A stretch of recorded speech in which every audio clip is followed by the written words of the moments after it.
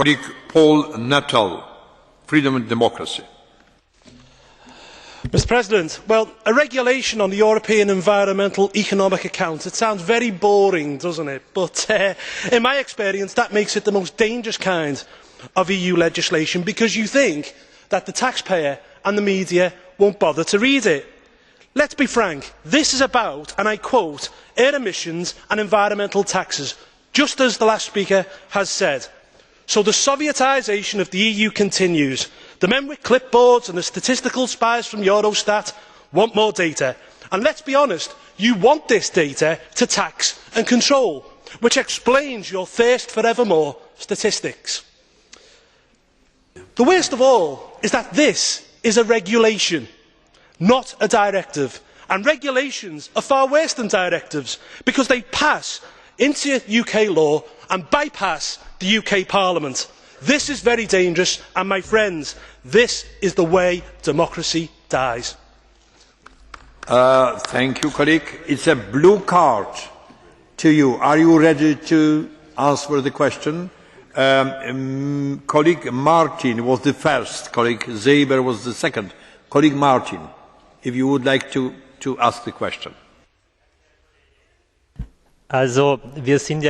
Thank you.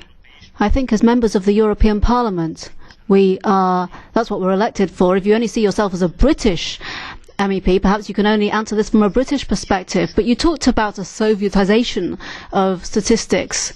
Do you really think that's the case? Do you think we're seeing a process of Sovietification of statistics? Do you not think that specific figures about living conditions and inflation, looking at the way banks operate, these are matters that ought to be covered by statistics?